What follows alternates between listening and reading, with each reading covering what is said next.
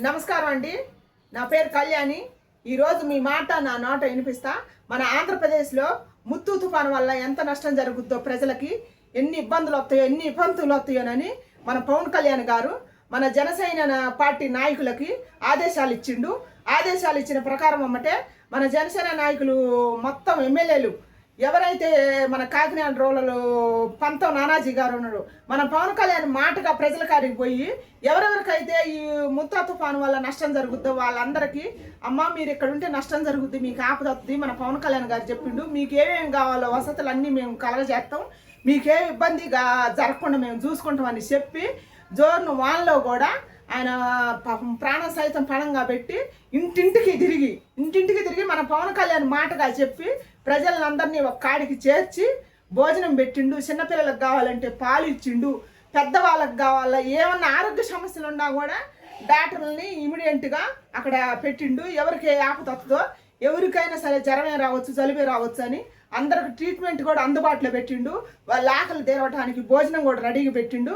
మన పవన్ కళ్యాణ్ ఆదేశాల మేరగా మన జనసేన నాయకులు, పార్టీ నాయకులు మొత్తం మంచిగా పనిచేస్తున్నారు, మంచిగా చేస్తున్నారు. ప్రజలకి ఏమేమి కావాలి అంటే ఈ ముతా తుఫాను వల్ల నష్టం జరిగిన వాళ్ళందరికీ ముందుగానే చర్చలు చేసి ముందుగానే వాళ్ళకి ప్రజలకి ఏ ఆపత రాకుండా ధైర్యం చెప్పి మన పవన్ కళ్యాణ్ అన్న మాట వాళ్ళ దాకా జార చేసి ధైర్యం చెప్పి మొత్తం ప్రజలకి న్యాయం చేస్తున్నారు. అట్టనే చేయాలి, ప్రతి నాయకుడు అట్టనే చేయాలి. ఇప్పుడు పార్టీ ఫీలింగ్ తీసుకురావద్దు.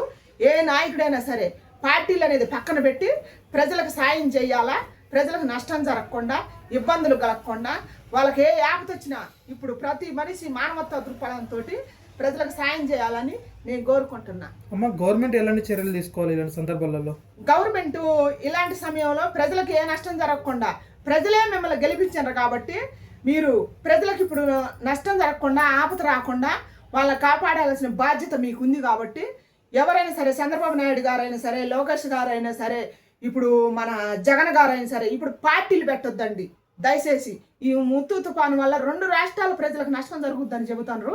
ఎవరికి ఏ ఆపత ఎక్కడ వస్తుందో తెలియదు, మీకు తెలుసు, గవర్నమెంట్ వారికి మీకు అంచనా ప్రకారం తెలుసు. కాబట్టి ఎక్కడ నష్టం జరుగుద్దో మీరు కనుక్కొని వాళ్ళకి నష్టం జరగకుండా, ప్రాణ నష్టం జరగకుండా, ఏ ఆపత జరగకుండా ఇప్పుడు పార్టీలు అనేది పక్కన పెట్టి అందరికి మానవత్వం దృక్పథంతో సాయం చేయాలని నేను కోరుకుంటున్నా. మన పవన్ కళ్యాణ్ ఎట్టా ఆదేశాలు ఇచ్చిండో, జనసేన పార్టీ నాయకులు ఎలా చేస్తుండ్రో, ఇప్పుడు మన పంత నానాజీ గారు ఎట్ట చేస్తుండో అట్టనే ప్రతి నాయకుడు చేయాలా.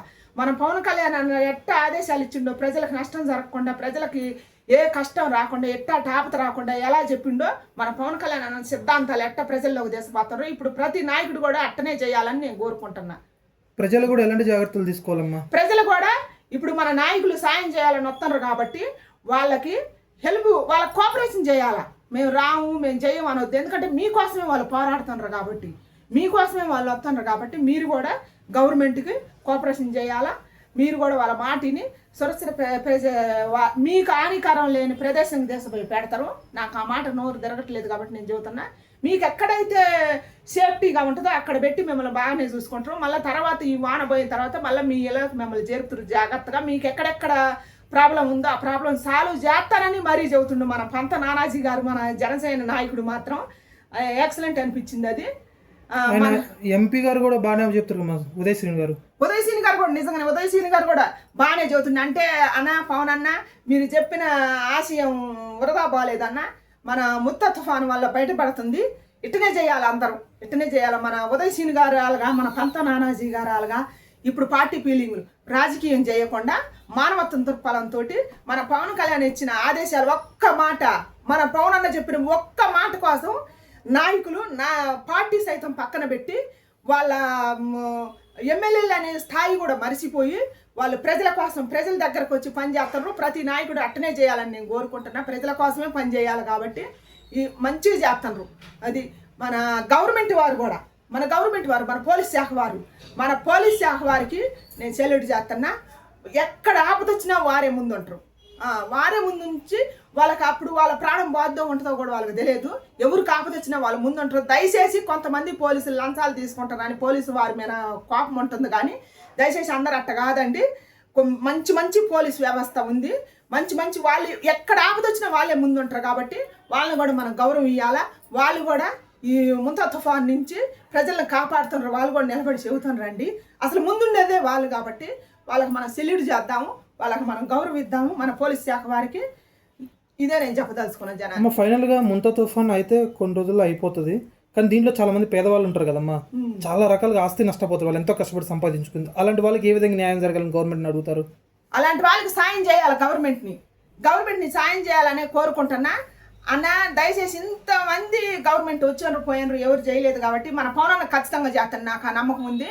ఎందుకంటే మన పవనాన్న సొంత డబ్బులతో ప్రజలకి సాయం చేసిండు కాబట్టి అన్నకాడ ఉన్నంత వరకు సాయం చేస్తాడు.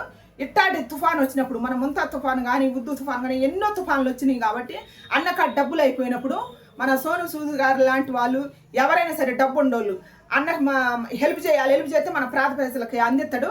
మన పవనన్న ఇచ్చిన పిలుపు ప్రకారం అమ్మటి అందరు పవనన్న ఏం చెబుతాడో అదే ఆదేశించాలి.